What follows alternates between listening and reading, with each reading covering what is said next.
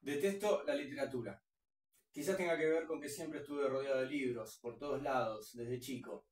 A mis viejos no les alcanzaba con llenar de bibliotecas y estanterías el living del departamento donde vivíamos, tanto que casi no se veían las paredes. No era suficiente. Había libros en la cocina, amontonados entre el tarro de la yerba y el de las galletitas, estallando las alacenas más altas, apilados en el hueco que quedaba entre la heladera y el lavarropas. Había libros en el comedor también. En casa éramos tres, así que cuando mis viejos compraron el juego de mesa con 4 sillas, una sobró y obviamente la usaron para llenarla de libros apilados, cuyos lomos se leían al derecho. Hasta en el baño había libros. No se me ocurre mejor manera de empezar un programa literario. Sean bienvenidos a Tres Cordones de Literatura. Para esta nueva edición del programa hemos viajado en el 390 hasta la localidad de Aedo, partido de Morón, para hablar con Bruno Dota sobre su última obra, Narratón. ¿Qué tal, Bruno? ¿Cómo andas? ¿Cómo adaptaron? Bruno, para quien no lo conozca, ha estudiado letras tanto en la Universidad de Buenos Aires como en la Universidad Nacional de Burlingame. Es escritor, ha publicado dos obras, se llama Mariana, le dicen Pola, y Narratón, una novela. Es bibliotecario por la Universidad Nacional de Burlingame y también trabaja como editor en las oficinas de Cabello Editorial que tenemos aquí, que es La Máquina Eterna. Bruno, lo primero que te quería preguntar, por tus motivos laborales, tanto como bibliotecario como editor, has tenido mucha relación con el libro en cuanto a objeto, ya no simbólico, sino físico. Sí. ¿No? Vos sabés mejor que nadie cuánto pesa un libro, cuánto mide, Sí, incluso sí. hasta... ¿Cuántos puedo cargar y cuántos no? Claro. Sí, sí. Incluso hasta cuál es el tamaño de fuente de un libro. También esas cositas así, sí. Que de hecho es algo que en Narratón se ve mucho, esa relación con el libro físico. Entonces, ¿cuál es tu relación con el libro en cuanto a objeto? Bien. Yo lo pienso desde un lugar completamente desromantizado. Mi relación con el libro. Si bien obviamente me gustan, me parecen objetos estéticos bellos y claramente cargados de mucho por su contenido y por su historia, no deja de ser eso, un objeto. Papel, tinta y pegamento. Esto no es un cuadro, esto no es la voz de una persona sonando. Esto es un objeto que se reproduce por decenas, por cientos, por miles, por millones en algunos casos. Este libro se parece a tantos otros que hay por ahí. Entonces lo único que le puede dar cierta aura, pensando en Benjamin, ponele, me parece que es el lector. Y el lector que lo dedica, el lector que lo firma, el lector que lo subraya, el lector que se le mancha con café con leche o que se le llenó de tierra, qué sé yo. Que también es otra, si querés, otra especie de romanticismo, ¿no? Ah, bueno, el libro marcado, el libro con mis lágrimas, qué sé yo. Pero me parece que no deja de ser eso, una cosa. Y las cosas se pueden interferir, se pueden romper, y si de última, bueno, lo pierdo o lo regalo, hay otros como este. No soy de los que cuidan al libro, que lo meten en una bolsita. ¿No lees los libros? Los leo, sí. O leer. Ah, no, también eso. Está todo bien con el olor a la lignina, sí. Me pasa con libros, te digo con qué libros me pasa, que ahí en la biblioteca cada tanto entro en contacto con manuales de secundaria, o más que nada de primaria. Ese olor del papel ilustración, calculo que eso, de no sé, sí me lleva a mi primaria, no a mi época de primaria. Entonces ahí hay como más un viaje nostálgico que simplemente un olor placentero. Es como, no sé, a lo mejor acá cerca hay un jardín de infantes y a lo mejor voy caminando al almacén y está la madre que sale con los pibes y de repente huelo Colonia Paco, que seguramente ya no existe más la Colonia Paco, pero hay una colonia actual muy parecida y ese olor me lleva a algún lado. Eso no significa que la fragancia de la Colonia Paco me guste. Pero con los libros y el olor me pasa eso. No soy de las personas que... No. ¿Te gustan los libros con olor a Paco, fuertes declaraciones? No, te puedo decir algo con libros y olores. Yo hace muchos años estuve en pareja con una muchacha que usaba perfume, le gustaba mucho perfumarse y una vuelta me regaló un libro, una novela que yo quería leer, que se llamaba El Perfume, y la roció con uno de estos perfumes caros y zarpados que ella usaba. Y me pareció como la mejor dedicatoria posible, ¿no? Porque el libro olía y era un perfume particular y no era el de la lignina ni del papel ilustración. parafraseando una famosa canción, tu novela siempre tendrá olor a mí. Exacto, tal cual. Sí. Bueno, cambiando de tema y ya hablando de tu última obra publicada, Narratón, una desnovela. Sí, me gusta igual, perdón, te interrumpa, pero decís narratón y es narratón. Y no sos el primero, sino que creo que le pasa a 8 de cada 10 personas que agarran esta novela y dicen narratón. ¿Por qué has decidido no poner la tilde? Porque no va la tilde, porque es narratón la palabra. No, esa tilde no corresponde. Si fuese narratón la hubiese puesto definitivamente. Sé que hay un juego ahí, o no sé si sé que hay un juego, propongo un juego con maratón y narratón y narrativa o lo que sea. Y me gusta que se genere esa confusión. Lo corrijo porque me gusta hablar de eso. Y a veces, la mayoría de los casos, no lo corrijo. Pero es muy interesante porque sucede y me parece que está bueno. Así que narratón. Sí, perdón, me ibas a preguntar algo de narratón. Sobre Narratón, ¿has decidido subtitularlo o no aparece como tal en el subtítulo, sino en el primer capítulo, que es una desnovela? Y quería empezar preguntando por eso. ¿Por qué una desnovela? Porque ni siquiera decidiste titular una antinovela que te permitía enlazar cierta tradición histórica como Rayuela, de Julio Cortázar. ¿No? Sí, comprendo. Yo no estoy en contra de la novela, yo no soy antinovela, de hecho todo lo contrario. Pero me parece que la novela, justamente como forma, como género, no, vamos a decirle como forma literaria, habilita muchísimo más que otras, como el soneto o el cuento. ¿No? El cuento en general es cerrado, es particular, tiene una forma. Obviamente no quita que se pueda hacer cuentos vanguardistas o que se pueda romper la forma de cuento, pero el cuento es un cuento, el soneto es un soneto, el haiku es un haiku. La novela me parece que su propia naturaleza tiene otra ambigüedad y creo que la novela durante el siglo XX medio que nos dio eso, desde Joyce hasta César Aira, de que se puede hacer las cosas. Se puede hacer una novela o novelita, como le dice Aira, de 15 páginas y se puede escribir algo como el Ulises y decir esto es una novela.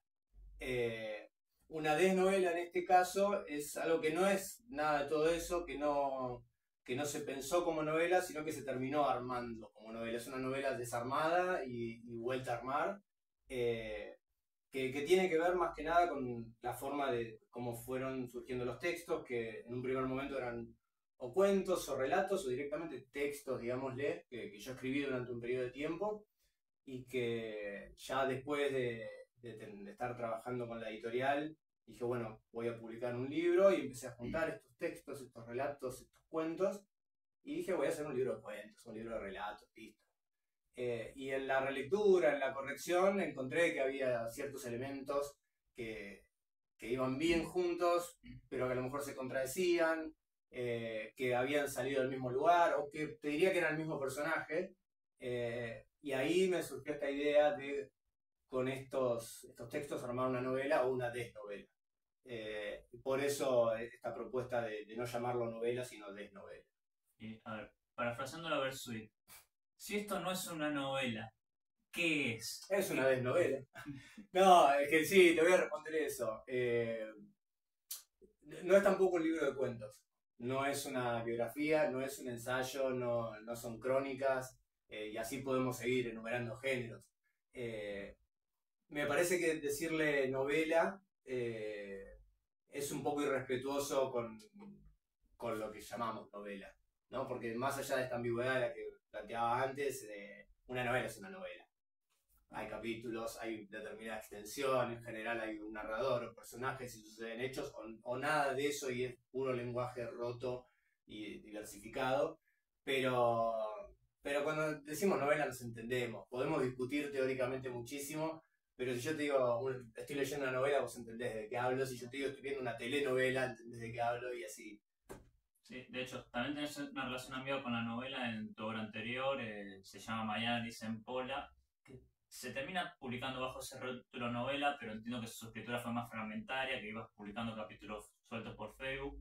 De hecho, tengo entendido que hay algo así como que originalmente tenía 3 finales alternativos, sí, y te terminas jugando por uno en la versión editada, no decidís poner los 3. De hecho, ahí pasó, primero sí, también, yo a mí Mariana me gusta pensarla como un folletín, si querés, o una novelita en tono de folletín.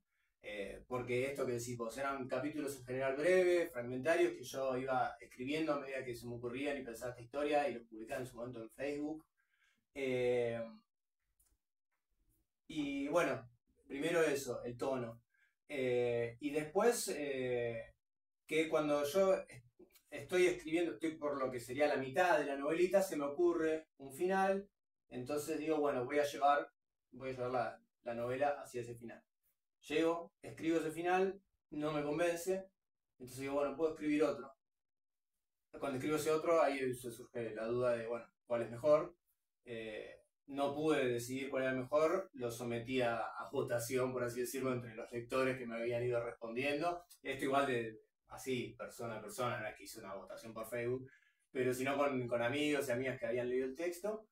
Eh, y bueno, no recuerdo si hubo tipo, no sé, 12-10 o algo así, pero me fui dando cuenta que según las respuestas que me daban y quién me las daba, dije, bueno, al final tiene que ser esto.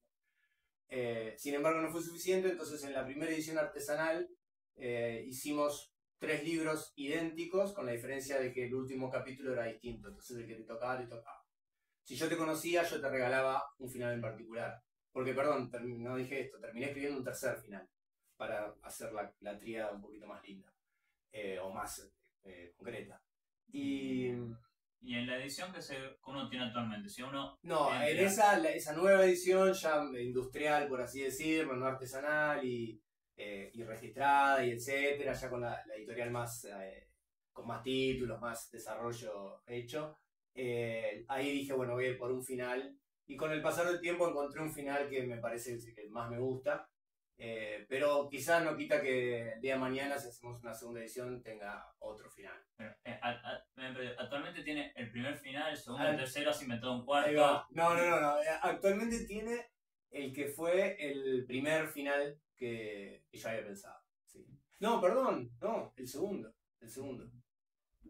Bueno, te quería consultar también sobre qué relación tenés con la ficción, porque es algo que surge en Narraton, incluso al punto tal que el protagonista de la novela, al cual decidís llamar Bruno, en un juego biográfico ahí, le dice de forma extremadamente explícita a su pareja Paula, que dice que lo único que los une es el amor, que es en sí mismo una ficción, y que todo lo que da sentido a la vida es la ficción. ¿Es una pose literaria esa o así te manejas en la vida? No, creo que por sobre todo es una pose literaria para este caso particular. Pero si querés te podría argumentar que nuestra realidad responde a ciertos parámetros de la ficción. Hay un escenario, hay personajes, hay eventos que se suceden, entonces ya podríamos pensarlo, ¿no? Hay verdades, hay realidades, hay ficciones en la propia realidad. Pero más allá de todo eso, que podríamos divagar filosóficamente por horas, lo que más me interesa trabajar es cómo la ficción se mete con la realidad y cómo la realidad se mete en la ficción. Eh, yo me gusta decir que para mí Narraton es una novela autorreferencial que la escribí para bardear a las novelas autorreferenciales, o más que para bardearlas, para exponerlas, ¿no? Para decir, esto es así, y yo te puedo estar contando mi vida, te puedo estar mintiendo, al final no importa, ¿no? Lo que importa es que yo te cuento una historia, yo te cuento una escena, yo te pongo a 2 personajes a hablar. El hecho de usar la propia vida es una herramienta más para que el lector esté todo el tiempo un poquito en la duda de si esto fue o no. Más allá de que mi vida no es necesariamente interesante, acá está todo exagerado, todo mentido, todo fingido, todo agrandado, o hay verdades claramente, pero el punto no es ese, no, nunca me interesó contar mi historia, sino usar mi historia para contar. Porque en estos textos originales que te decía que existieron antes de que se lo piense como una novela, pasaba esto, mucho de lo que escribí era algo que me pasaba, o que sucedía, o que le había pasado a un conocido, o lo que no sé, tenía que ver con mi propia existencia, porque uno en general cuando escribe surge de uno, sale de uno, de su propia vida, de su propia experiencia. Pero nunca fue la idea eso, ni hacer catarsis ni contar mi vida.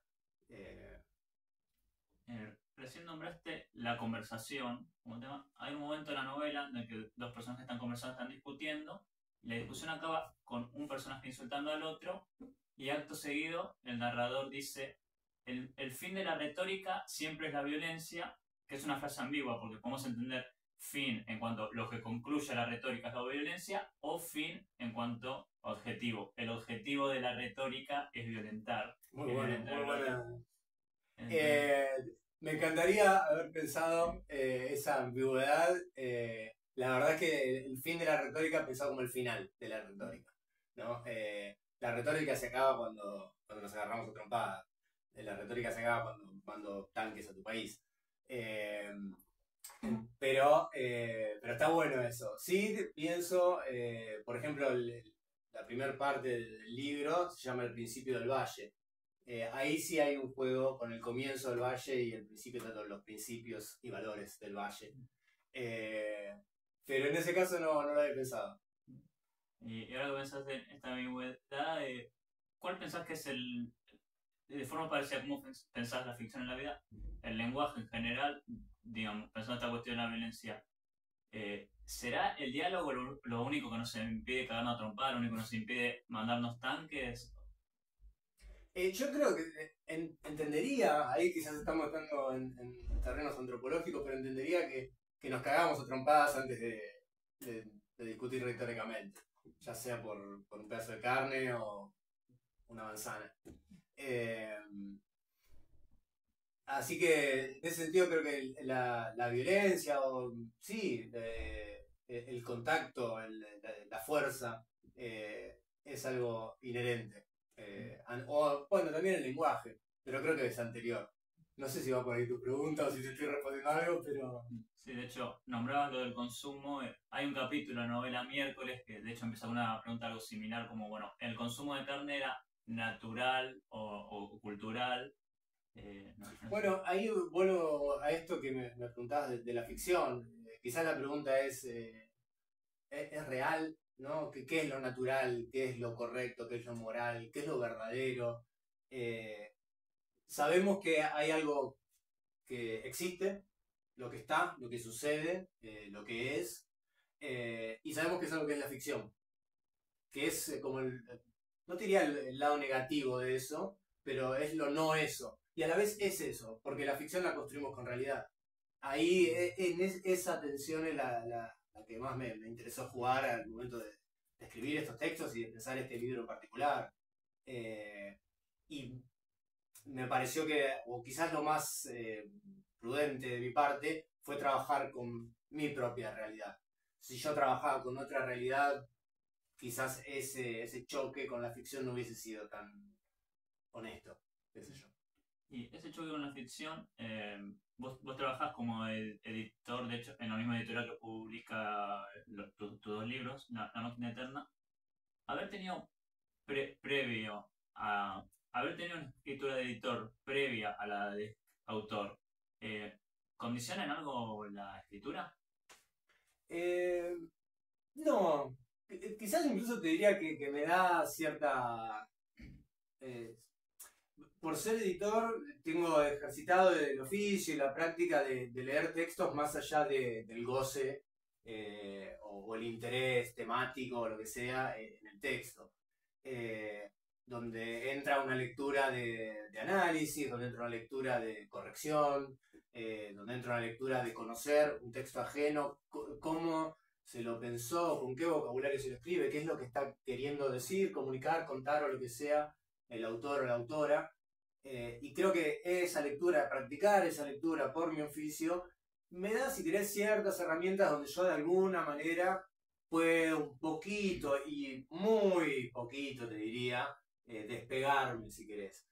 Eh, a la vez, uno siempre es el peor editor, el peor corrector y el peor lector de su propia obra, ¿no? Y está bien, uno escribe, yo siempre digo, hay una entrevista que le hacen a David Gilmour y Gilmour dice que a él le gustaría poder haber sido el chabón que por primera vez perdón, compra Dark Side of the Moon, llega a su casa, pone el disco, se pone los auriculares y lo escucha, ¿no? Una obra completamente desconocida, a ver de qué se trata. él no puede jamás vivir esa experiencia porque fue el tipo que compuso esa guitarra, que pensó el arreglo, la mezcla, qué sé yo.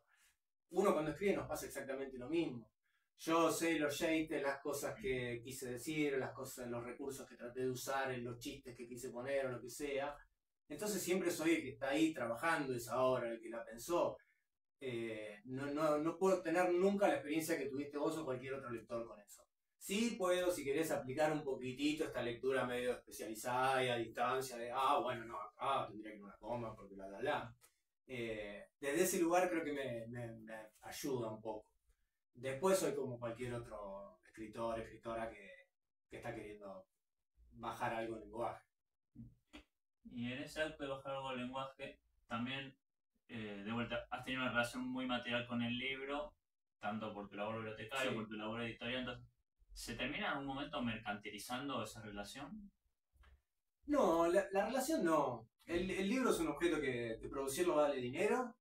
Eh, una editorial es un emprendimiento o una empresa como cualquier otra que para subsistir necesita ganar dinero. Por lo tanto, la mercantilización de esto en tanto productos es un factor a considerar siempre. Eh, pero no siento que escriba distinto por el precio al que se vende mi libro o por las ganancias que me pueda generar o lo que sea. Eh, de hecho, yo soy uno de entre tantos autores y autoras que por hoy cuando arrancan pagan la impresión, porque más allá de que esto se imprimió, se publicó en la editorial de la que yo soy parte, porque mis compañeros en la editorial dijeron, che, esto es algo que queremos publicar y no tenía que ver con que yo era parte de la editorial. Fue plata que salió de mi bolsillo, digo, nosotros obviamente a los autores no les pedimos plata, eso lo paga la editorial con las ventas que va generando, de mercantilizar, como dijiste vos, este objeto.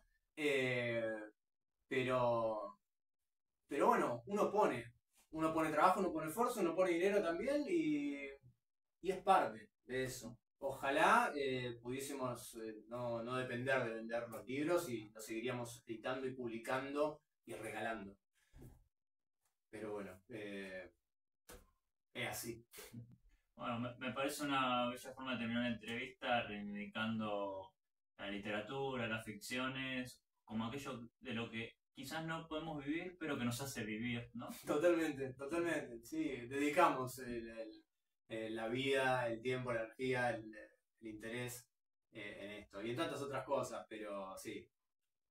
Bueno, damos fin a esta entrevista y volvemos a agradecer a toda la querida audiencia de Tres Cordones de Literatura que con tanta predilección decide escuchar qué clase de historia decimos contar en el conurbano bonaerense. Muchas gracias, Bruno. Ahora,